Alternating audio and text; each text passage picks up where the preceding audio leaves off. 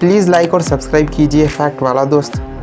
Guys ये वो time था जब सारी टेलीकॉम कंपनीज मिनट के हिसाब से पैसों को चार्ज करती थी। इसमें होता क्या था कि अगर आपने 1 सेकंड पे के लिए भी किसी को कॉल किया है तो आपको पूरे 1 मिनट का ही पैसा देना होता था और ये चीज कंज्यूमर्स को बहुत ज्यादा चुभती थी। गाइस कंज्यूमर के इस प्रॉब्लम को सबसे पहले टाटा डोकोमो ने समझ लिया और इसके सोल्यूशन के लिए उन्होंने 1 पैसा पर सेकेंड वाला प्लान लॉन्च करके पर सेकेंड के हिसाब से बिलिंग करना शुरू कर दिया। इसके कारण डोकोमो यूजर्स को 12 से 15% तक चार्जेस में बचत होने लगी। गाइस टाटा डोकोमो के इस प्लान ने मार्केट में धूम मचा दी थी, जहां उनका यूजर बेस बहुत तेजी से बढ़ने लगा। इसको देखकर बाकी के टेलीकॉम कंपनीज ने भी इस आइडिया को अपनाना शुरू कर दिया और वो भी मिनट्स की जगह सेकंड्स के हिसाब से पैसों को चार्ज करने लगे। इसके अलावा डोकोमो ने पे पर site to serve the internet नाम से प्ले प्लान शुरू किया, जो यूजर्स को सिर्फ उन वेबसाइट के लिए चार्ज करता था जिनको वो रेगुलर बेसिस पर ब्राउज करते थे। इससे कंज्यूमर्स को फायदा ये था कि डेटा के लिए उन्हें मंथली पेमेंट की जरूरत नहीं पड़ती थी। गाइस इस प्लान के अंदर उन्होंने 2 कॉम्बिनेशन पैक्स को ऑफर किया था कि अगर कोई सिर्फ एक वेबसाइट को ज्यादा इस्तेमाल करता है तो उसके लिए उन्हें सिर्फ 10 रुपए ही पे करना होगा, जबकि एक से ज्यादा साइट को ब्राउज करने वालों को 25 रुपए पर मंथ पे करना होगा। इस तरह टाटा डोकोमो ने कई ऐसे बेहतरीन प्लान्स को लॉन्च किया जो कंज्यूमर्स के लिए काफी ज्यादा प्रॉफिटेबल थे और सस्ते होने से हर कोई इन प्लान्स को अफोर्ड भी कर सकता था। इन सब के अलावा स्पीड टेस्ट के ग्लोबल लीडर ओकला ने दिल्ली IGI एयरपोर्ट पर टाटा डोकोमो के वाईफाई को एशिया के चौथे सबसे तेज वाईफाई का खिताब दिया था, जिससे गाइस पता चलता है कि सस्ता होने के साथ साथ टाटा डोकोमो की सर्विसेज भी बहुत कमाल की हुआ करती थी। अब गाइस यहाँ पर देखने पर ऐसा लग रहा है कि टाटा डोकोमो काफी ग्रो कर रहा था, लेकिन रियलिटी कुछ और ही था। असल में कंपनी का प्लान ये था कि पहले वो कैश बर्न करेंगे, यानी अपनी जेब से पैसा लगाएंगे और सस्ती सर्विसेज को ऑफर करेंगे ताकि एक बड़ा कंज्यूमर बेस क्रिएट हो सके और उसके बाद उनसे प्रॉफिट कमाएंगे। लेकिन गाइस कंपटीशन इतना ज्यादा हाई था कि वो सब्सक्रिप्शन बनाने में ही लगे रहे और सस्ती सर्विस देने के चक्कर में कंपनी का नुकसान साल दर साल बढ़ता चला गया। इसी बीच साल 2010 में 2G स्कैम सामने आ गया। का टाटा डोकोमो पर काफी बुरा असर पड़ा, यानी ऊपर से भले ही ये कंपनी सक्सेसफुल नजर आती थी, लेकिन इसमें अंदर काफी गड़बड़ चल रही थी और गाइस इन सभी प्रॉब्लम्स के कारण कंपनी को बहुत ज्यादा लॉस हो रहा था। साथ ही कंज्यूमर बेस के मामले में भी टाटा डोकोमो 7वें रैंक पर पहुंच गया, जिससे कंपनी की रेप्यूटेशन काफी खराब हो गई। अब दोस्तों एनटीटी डोकोमो भी इन चीजों को कई साल से ऑब्जर्व कर रहा था, क्योंकि जब से उन्होंने टाटा के साथ पार्टनरशिप की थी, प्रॉफिट के नाम पर उन्हें कुछ हासिल नहीं हो पाया था। ऐसे में 2014 के दौरान डोकोमो ने टाटा के साथ इस जॉइंट वेंचर से निकलने का फैसला कर दिया। गाइस यहाँ आपकी जानकारी के लिए बता दें कि 2008 में डोकोमो ने टाटा के साथ एक समझौता किया था कि अगर वो 5 साल के अंदर इस जॉइंट वेंचर से बाहर निकलते हैं तो उस कंडीशन में या तो टाटा आधी कीमत चुकाकर डोकोमो के शेयर्स खुद खरीदेगा या फिर मार्केट रेट से उसे दूसरे बायर को सेल करेगा। दोस्तों इस एग्रीमेंट के अकॉर्डिंग टाटा टेली सर्विसेज अगर डोकोमो के शेयर्स को खरीदता है तो उसे डोकोमो को करीब $1.2 बिलियन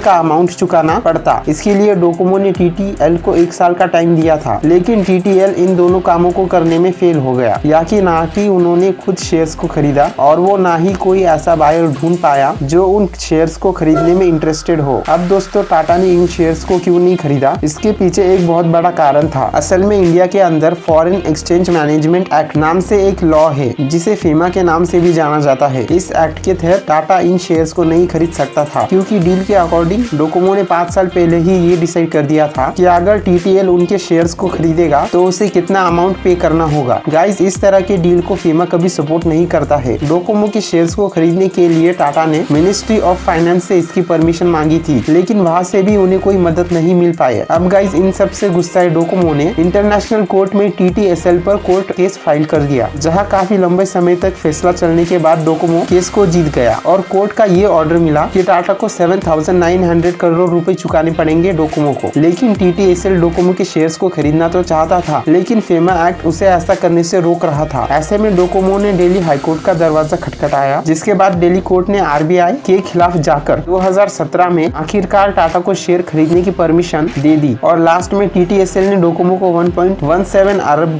की रकम चुकाकर उसके 26% शेयर्स को बायबैक कर लिया। अब गाइस यहाँ से TTSL ने आगे बढ़ने का फैसला किया और अपने 3G सर्विसेज के साथ बहुत ही पावरफुल तरीके से मार्केट में दोबारा वापसी की। लेकिन इन सब के बावजूद कंपनी को कुछ भी फायदा होते हुए नहीं दिखा, तो फिर उसने इंडस्ट्री से बाहर निकलने में अपनी भलाई समझी और इस तरह साल 2017 में TTSL ने अपने टेलीकॉम बिजनेस को भारतीय एयरटेल के साथ मर्ज करने का फैसला कर दिया, जिसके बाद TTSL के सारे यूजर्स को एयरटेल में स्विच कर दिया गया। गाइस 2016 में जब रिलायंस जियो मार्केट में लॉन्च हुआ था, तब इस इंडस्ट्री में 8 टेलीकॉम कंपनीज काम कर रही थी, लेकिन जियो ने मार्केट में ऐसी धूम मचाई कि इनमें से आधी कंपनीज कंगाल होकर हमेशा के लिए बंद हो गई। यहाँ तक कि इस इंडस्ट्री का जायंट भारतीय एयरटेल जियो के फ्री सर्विसेज के कारण अपना यूजर बेस खोता जा रहा था। ऐसे में TTSL का साथ और उसके यूजर्स का मिलना एयरटेल के लिए बड़े ही फायदे की डील थी। अगर आप चाहे तो स्नैपडील क्यों फेल हुआ की वीडियो या फिर जापानी स्कूल के अमेजिंग फैक्ट्स की वीडियो यहाँ क्लिक करके देख सकते हैं। Thank you for watching this video.